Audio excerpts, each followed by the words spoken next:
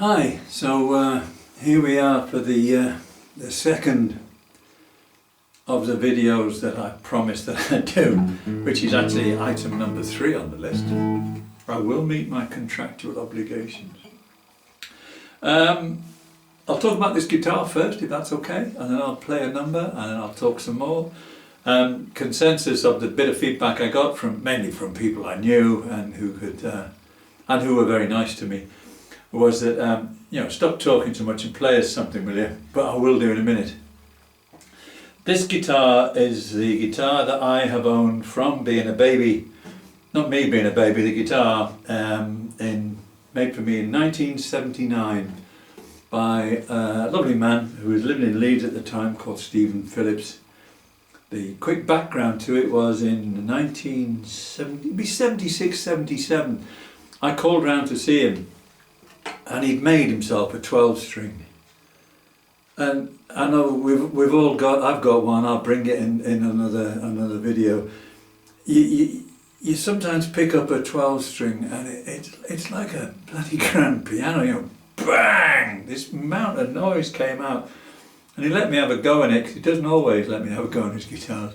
He let me have a go on it and I said, what? I was just completely blown away. At the time I owned a little Epiphone Cortez that I'd mentioned, because there was one for sale in Shearers in the late 60s for 75 quid. Or was it 70 guineas? I think it might have been 70 guineas. They were sold for guineas in those days. And the Epiphone was okay, but the neck was too narrow here, and more importantly, the gate down here where you get your fat fingers in was too close together, so you always end up playing with your hand round like this, and I still do to an extent as a result of that, rather than at right angles, as the classical boys would have you do. And I said to Steve, make me a 6-string, and he said no. So go on, make us a 6. No. I said, look, if you ever make a 6-string, can I have one? Working on that kind of basis. And he said, yeah, but... Anyway, 1979, he rings me up and says, I'm going to make a guitar. I'm going to make 2, in fact. And this one is 1979 stroke 02, and the other one is 01, and that belongs to Brendan Croker. And Brendan Croker bought the other one by selling me a 00028 Martin, a 1950s one I think it was, for 400 quid. Because this was 650 quid, and the plain one, without all this abalone all the way around it, was 450, and a bargain, I tell you, a bargain. And I bought the Martin, and so Brendan could buy number 1, and this one was 650, and I bought this, and this was number 2. Now, this is Brazilian rosewood. Back and sides, you can't get Brazilian rosewood anymore. Ebony fingerboard, lovely pyramid bridge. Just an amazing guitar, but more importantly, it's loud. Now, the Epiphone I had wasn't so loud, and I needed a guitar because, as I say, there weren't that many places with PA systems, and you had to get down the front. Usually you're playing in clubs that didn't have a PA, and so they'd shut up, but you had to be able to bash it out. And I could sing loud enough, well, I could shout as I do, but I didn't have a guitar that would stay with me. So that's how this guitar came about. Couple of small guitar stories that roll on from that is that Steve also had a lot of national guitars, and I did say to him, if you ever sell one, can I have it? And he said, yeah. So it was 1980, and for the first time in my life, because I owned a derelict farmhouse and barn up in the middle of nowhere that I was slowly, painfully doing up with bits of money as I got them, but I was spending too much money on guitars. And I bought this house because I'd met someone and got a mortgage. Oh, Jesus.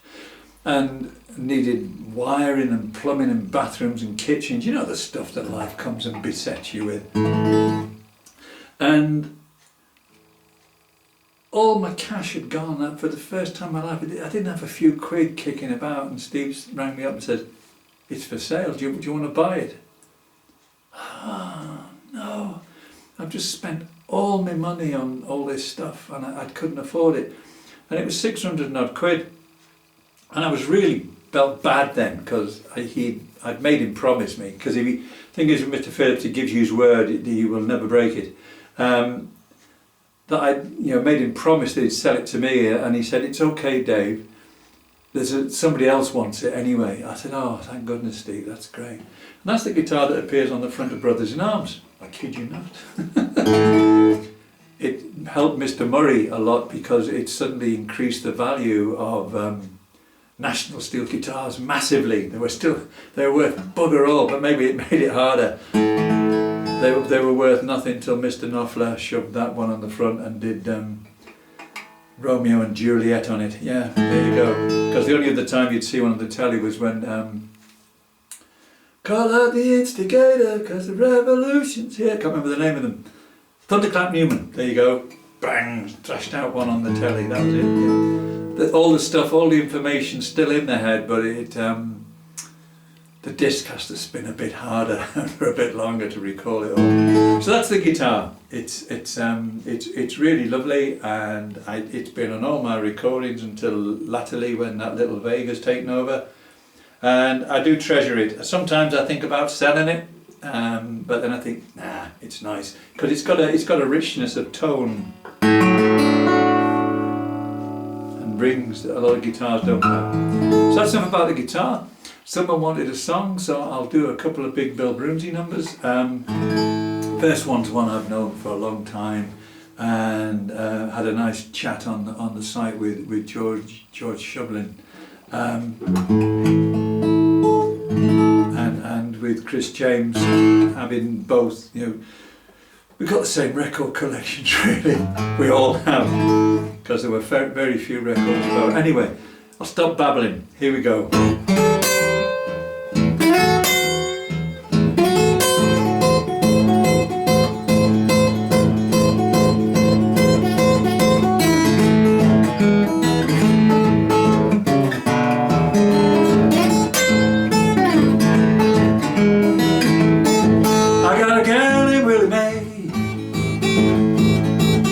She lives in a low, low land.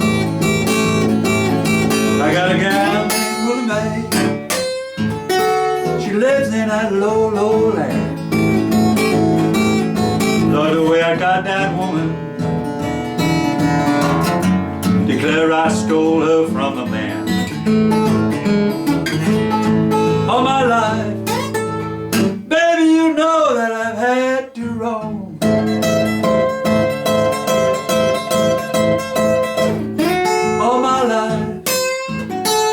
Baby, you know that I've had to roam. Well, it's just on account of me breaking up one poor man's home. Willie Mae, Willie Mae,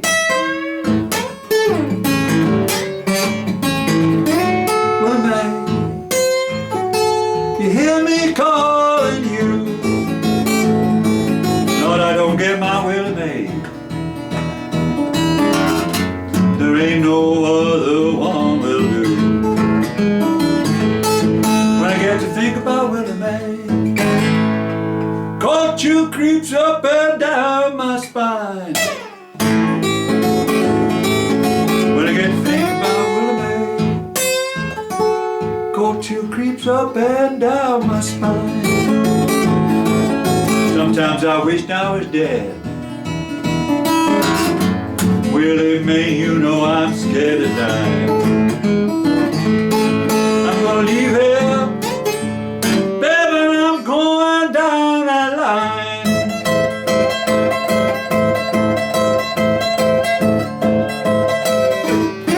Gonna leave here, baby, and I'm going down that line. I don't do nothing here. Willie Mae, weep and cry.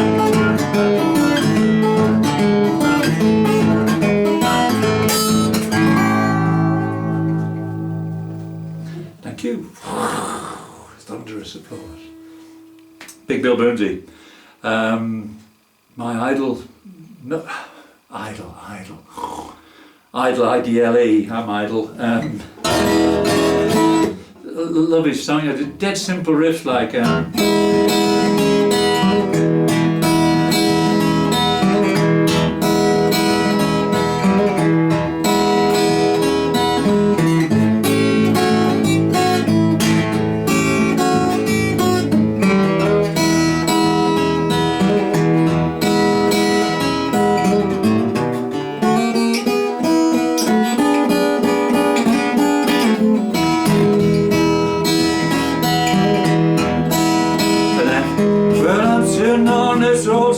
baby,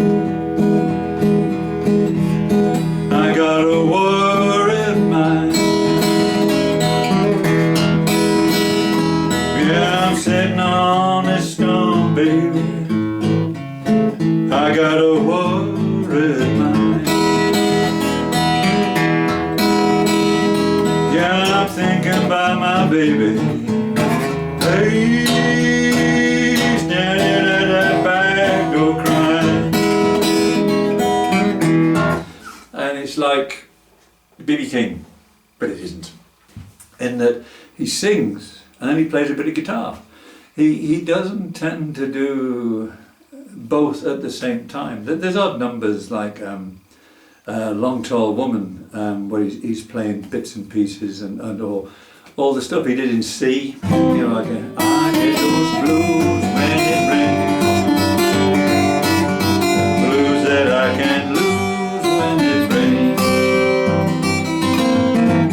Each little old raindrop falls on my window pane, always reminds me of those tears I shed in vain. I sit and wait for the sun, etc. Something like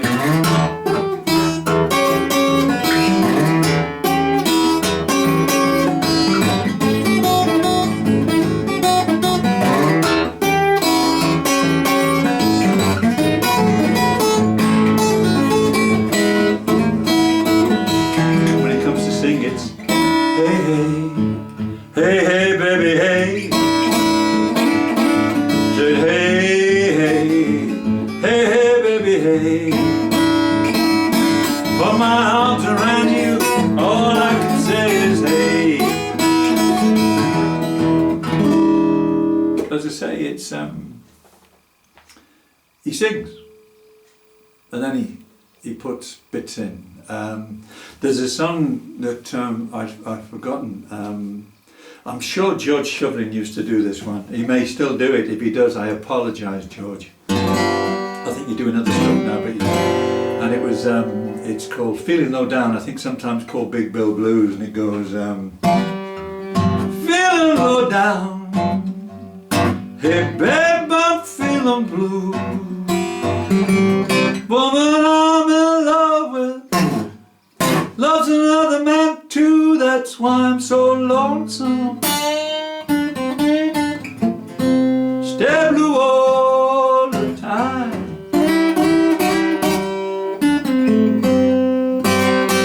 I say, well, that's alright. I'll be up someday. Well, I love you, baby, but I'm tired of your dirty ways. Gone away to leave you, darling. Gone away to stay, 'cause I'm so lonesome. Stay blue all the time.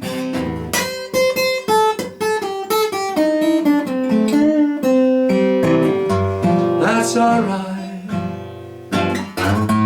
I'll be up someday.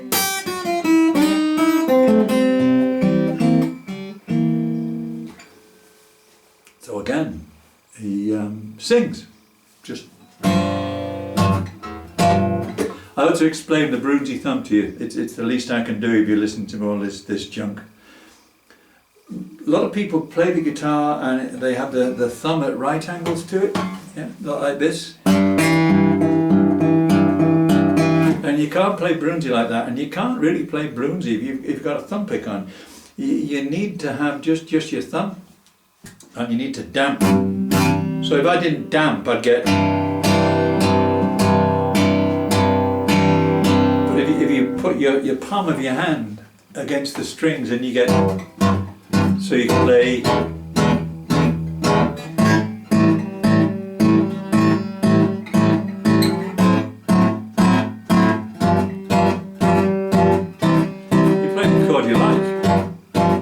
Nothing to worry about, just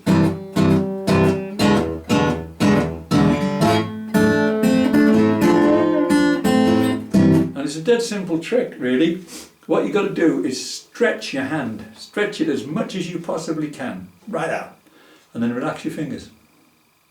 So your thumb is still rigid, like as you've done like that, your thumb is still rigid, but your fingers aren't, your fingers are relaxed, and that's where you get that from. And if you don't do that, you won't be able to get it. And it'll take practice. It'll take a sore thumb. You'll get a nice blister all the way along here. Trust me, trust me. I don't get them anymore, but when I was young, oh geez, I used to, great sodding thing up on the, yeah. So that's the secret of Mr. Brunsey's success, really. It isn't. There's all sorts of other things that Brunsey did, and other things that I can talk about regarding him. Is there another number I could do before I sign off from this? Hang on, thinking.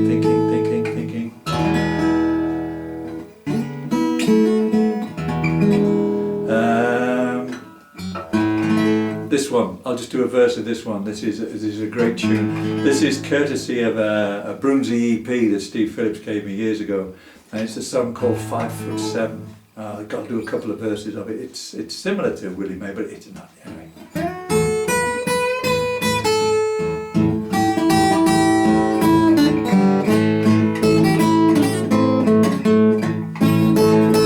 Now tell me who, baby,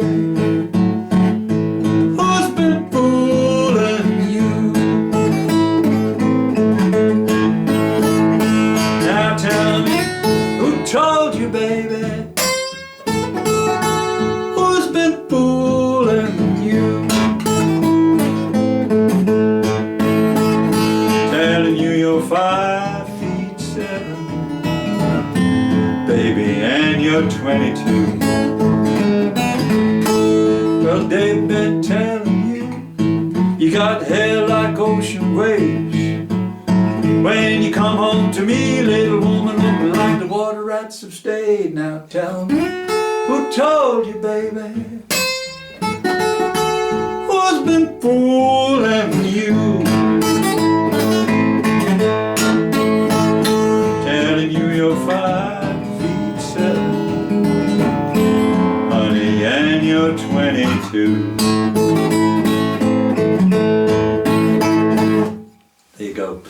So if you want a song all the way through with all the verses, yeah, I could do that, but it's boring, isn't it? You don't hear songs. It's the rambling. It's the crack, as people have said. That's the important part.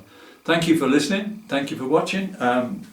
Have a look at this guitar. You may not see it again. You might do. I might play some more on it. It's a lovely guitar. It's beautifully made. The headstock, by the way, is modelled on an Orpheum 6-string banjo. Again, acquired for copious amounts of money from Mr. Croker. I did actually sell it back to him some years ago, and the money that I got for it back, I got my money back, was enabled me to buy a lovely Beltona guitar, which I'll play another day, made by a nice man called Steve Evans.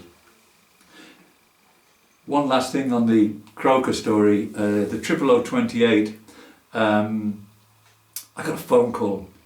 Oh, I really missed that 00028, you know, I wish I'd never sold it to you. Can I buy it back? This was a few years later. Can I buy it back for what you paid for it? Yeah, okay, because I had this, I was in love with this. I didn't play the Martin that much, I played this all the time. And so I sold it back to him. It was a lie, because the Martin was part of a deal to acquire a Schecter Stratocaster, because he was forming this amazing band. It was Brendan Croker and the 5 O'Clock Shadows, and they recorded some fabulous albums. So I don't feel so bad, because there's some great music came out of it.